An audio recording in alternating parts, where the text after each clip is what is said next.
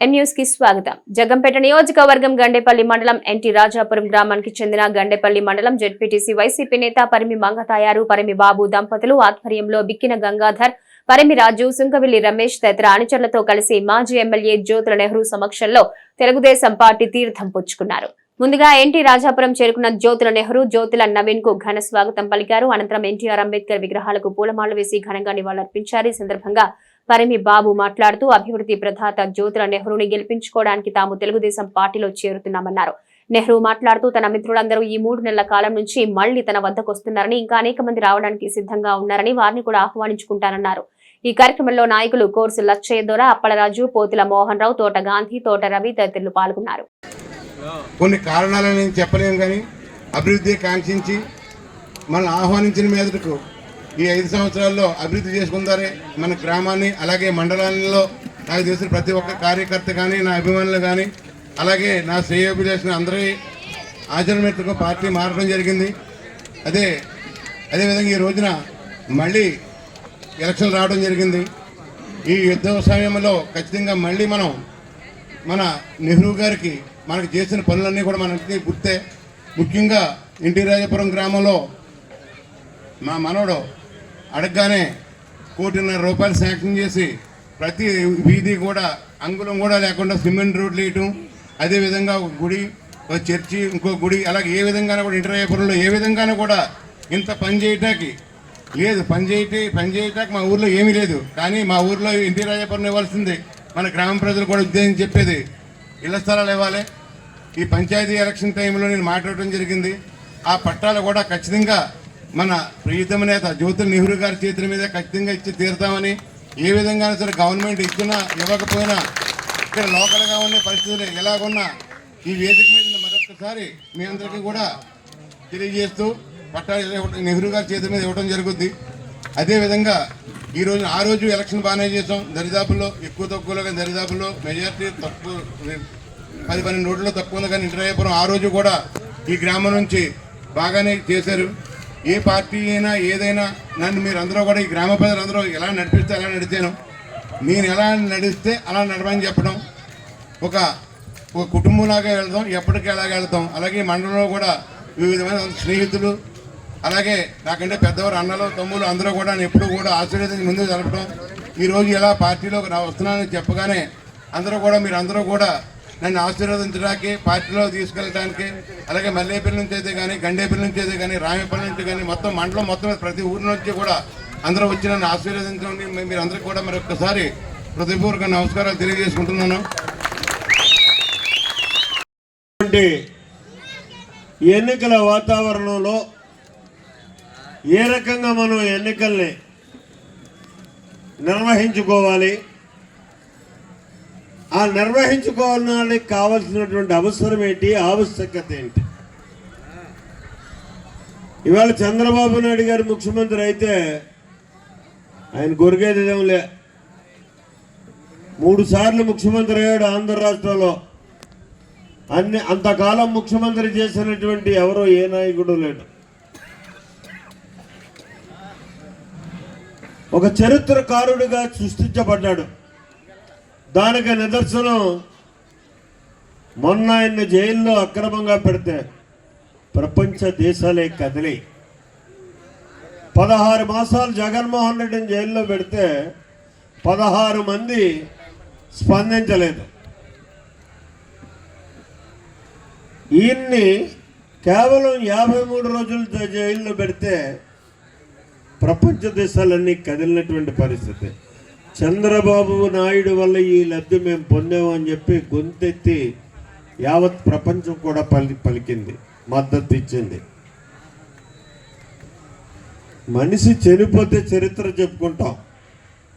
మనిషి బతికుండగానే ఈ మనిషి ఈ గొప్ప కార్యాలు చేశాడు అని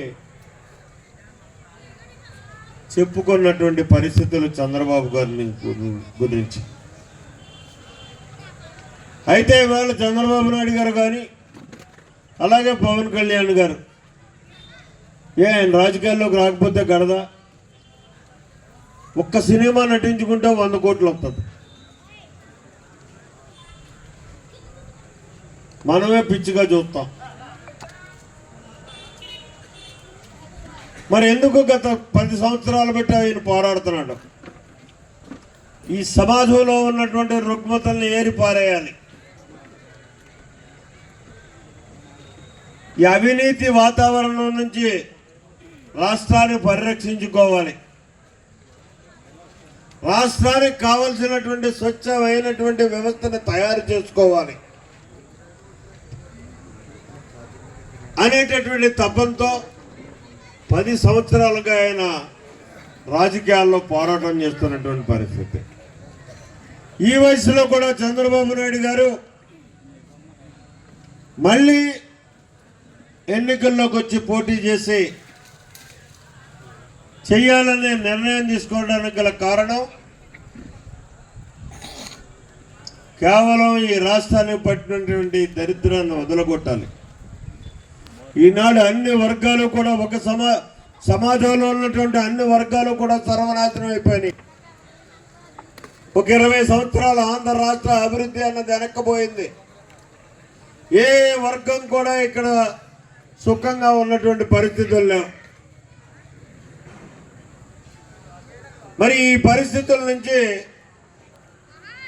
మనం ఈ రాష్ట్రాన్ని ఇన్ని సంవత్సరాలు 40 సంవత్సరాలు నన్ను గుర్తించినటువంటి ముఖ్యమంత్రిగా, ప్రతిపక్ష నాయకుడిగా, రాష్ట్రంలోనే కాకుండా దేశంలోనే ఒక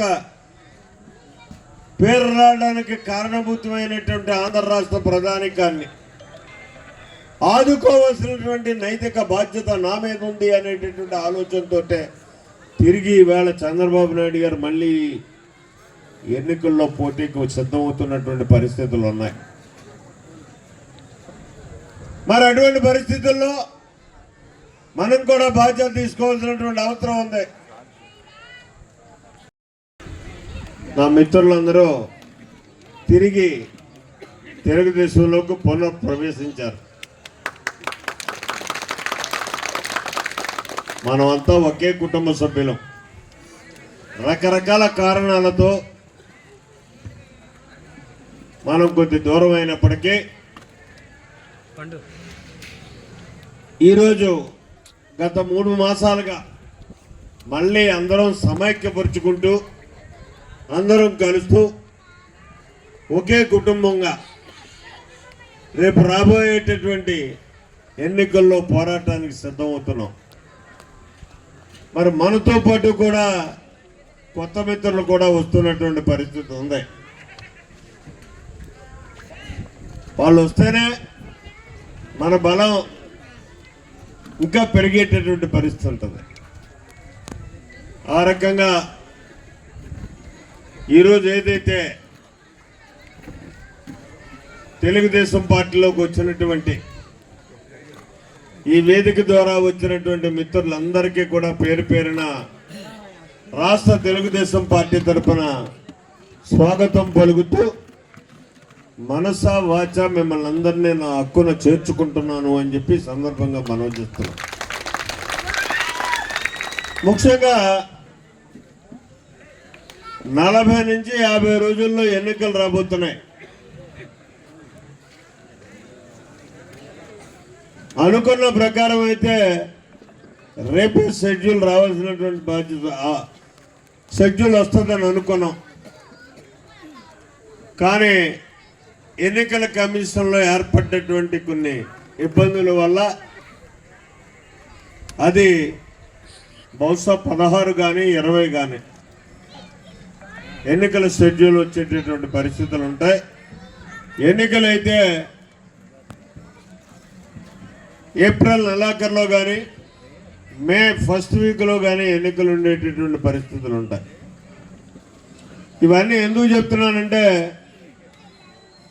ఇంకా చాలా దూరం ఉందని అనుకుంటాం. మనం చాలా దగ్గర ఉంది. కౌంట్ డౌన్ ప్రారంభమైపోయింది. రోజు రోజుకి కూడా గడియారం తిరుగుతూనే ఉంటుంది. రోజు అనేది ఒకరోజు కిందకి తగ్గుతూనే ఉంటుంది. ఈ పరిస్థితుల్లో మనం అందరం కూడా కార్యకర్తలుగా, నాయకులుగా బాధ్యతను గుర్తిరిగి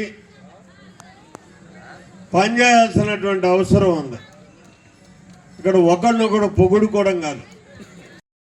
మరిన్ని తాజా వార్తా విశేషాల కోసం M News ని సబ్స్క్రైబ్ చేయండి, మీ మిత్రులకు షేర్ చేయండి.